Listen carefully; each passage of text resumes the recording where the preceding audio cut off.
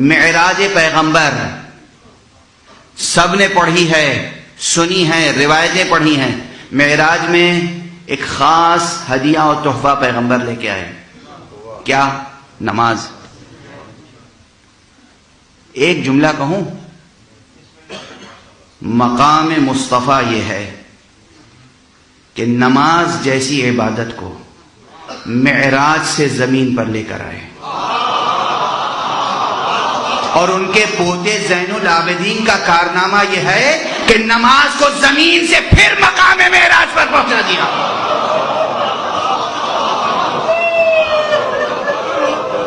اس لیے یہ ہے زین العابدین.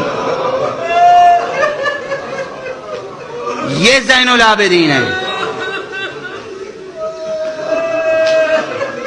کہاں سے کہاں نماز پہنچی ہے.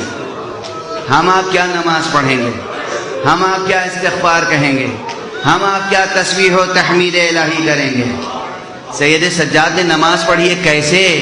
ہاتھوں میں ہتھکڑیاں، پاؤں میں بیڑیاں، کمر میں لنگر، گلے میں خاردار توق، لوہے کی زنجیروں سے اس کے علاوہ بھی جکڑ دیا گیا ہے. اور سید سجاد ہیں جو نمازیں پڑھتے چلے جا رہے ہیں. بس اب کچھ مسائل میں پڑھنے کی ضرورت ہے. بتائیے، کسی کے پاؤں میں بیڑی ڈال دی جائے، وہ ذرا تشہد کے لیے بیٹھ کے تو دکھا دے ہمیں. کسی کے ہاتھوں میں ہتھکڑی ہو، وہ تکبیر کے لیے ہاتھ اٹھا کے تو دکھائے، وہ قنوت کے لیے ہاتھ اٹھا کے تو دکھائے. کسی کے گلے میں خاردار توق ہو اور کمر میں لنگر، وہ ذرا رکوع میں جھک کے تو دکھائے. مگر یہ سید سجاد ہیں جنہوں نے مسلسل نمازیں پڑھی ہیں. اور میں قسم کھا کے کہہ سکتا ہوں، یہ سید سجاد ہیں جنہوں نے صرف واجب نمازیں نہیں پڑھی ہیں، نوافل بھی ترک نہیں ہوئے ہیں. اور وہ نوافل ہمارے آپ کی طرح نوافل نہیں ہیں. سجاد جتنے نوافل پڑھا کرتے تھے. ارے جب اس اسیر کنبے کی شان یہ ہے کہ سید سجاد نے گواہی دی ہے، میری پھوپھی زینب کی نماز شب بھی کہیں قضا نہ ہوئی.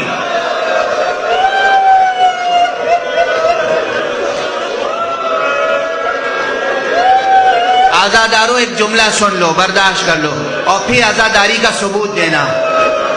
میں نے یہ روایت پڑھی، کتابوں میں پڑھی کہ جناب زینب کی نماز شب کہیں چھوٹی نہیں، نہ دربار میں نہ زندان میں.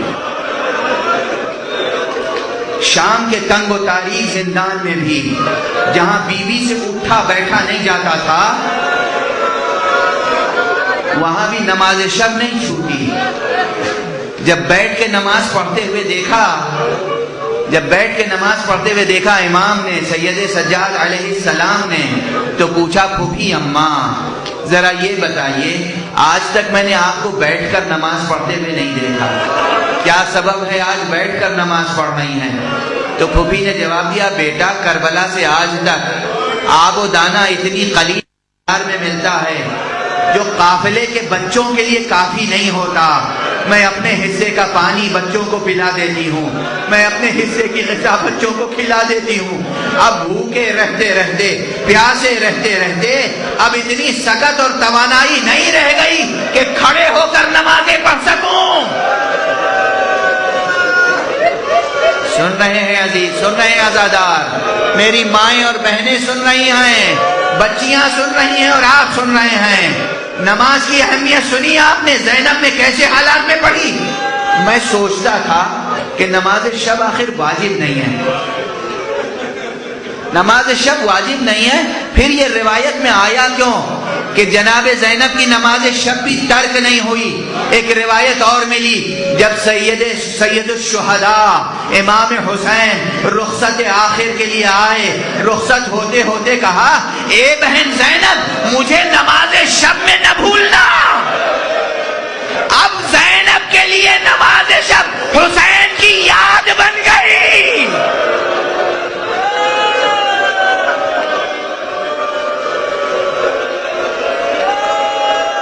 حسین کی یاد ہے، یاد ماتم بھی حسین کی عزاداری ہے، نماز شب بھی حسین کی عزاداری۔ نماز شب پڑھا کرو اور اس میں وہ دعا کیا کرو جو حسین کے لیے دعا مخصوص ہے۔ اللہم صل علی الحسین وعلی علی ابن الحسین وعلی اولاد الحسین وعلی اصحاب الحسین، یہ نماز شب میں پڑھو۔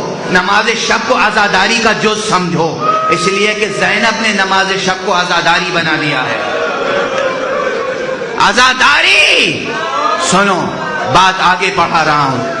جب زینب کی نماز شب قضا نہیں ہوئی تو کوئی باور کر سکتا ہے کہ سید سجاد کی نمازیں نافلہ چھوٹ گئی ہو، نماز شب چھوٹ گئی ہو؟ نماز کہیں نہیں چھوٹی، حالانکہ ایسے ایسے موڑ آئے ہیں۔ بس اب ایک منظر ذکر کر دوں اور گفتگو ختم کر رہا ہوں۔ امام کی شہادت آج نہیں پڑھ سکوں گا، مجھ میں طاقت و سکت نہیں ہے۔ منظر یہ ہے کہ کوفے اور شام کے درمیان تپتا ہوا صحرا ہے، دوپہر کا وقت ہے اور دھوپ کی شدت سے سید سجاد کے ہاتھوں میں جو ہتھکڑی ہے اس سے چھالے پڑ رہے ہیں، جو زنجیریں ہیں اس سے جسم مبارک پہ چھالے پڑ رہے ہیں، جو توق کے کانٹے ہیں وہ چبھ رہے ہیں، گلے سے لہو رس رہا ہے، اور سید سجاد نماز پڑھنا چاہتے ہیں، جلتی ہوئی ریت پر تیمم کر رہے ہیں۔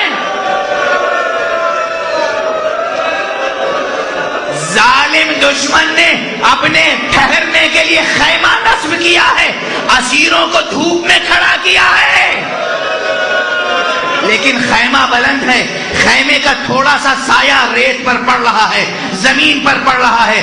سید سجاد نے ظالم کی شقاوت کو نمایاں کرنے کے لیے ایک اقدام کیا ہے، راحت طلبی کے لیے نہیں، ظالم کی شقاوت کو نمایاں کرنے کے لیے آہستہ آہستہ زنجیروں کو سنبھالے ہوئے تیمم کرنے کے بعد اس سائے میں آ کے کھڑے ہوئے جو خیمے کا سایہ زمین پر پڑ رہا تھا۔ جیسے ہی زنجیر کی آواز خیمے کے اندر پہنچی، ظالم نے کہا اپنے غلام سے جا کے دیکھو یہ قیدی خیمے کے قریب کیوں آ رہا ہے۔ غلام نے جا کے کہا کہ یہ نماز پڑھنا چاہتے ہیں۔ کہا جا کے کہہ دو جہاں کھڑا کیا گیا ہے وہیں کھڑے ہو کے نماز پڑھیں، سائے میں کھڑے ہونے کی اجازت نہیں ہے۔ سید سجاد نے کہا میں خیمے کے اندر تو نہیں آ رہا ہوں، تیرے خواب و خور میں مخل نہیں ہو رہا ہوں، تیری راحت سلب نہیں کر رہا ہوں، یہ صحرا میں کھڑا ہوا ہوں۔ دشمن نکلا، خیمے سے نکلا ہاتھ میں تازیانہ لے کر، زینب نے دیکھا اور تڑپ گئی، بیٹا ابھی پھوپھی زندہ ہے، سجاد میرے قریب آ جاؤ۔ اور ایک مرتبہ کہا بہن ام کلثوم، رباب، لیلا، فضا، آؤ ہم حلقہ کر کے کھڑے ہو جائیں، ہمارے سجدے میں بیٹا، ہمارے سائے میں بیٹا نماز ادا کر لے۔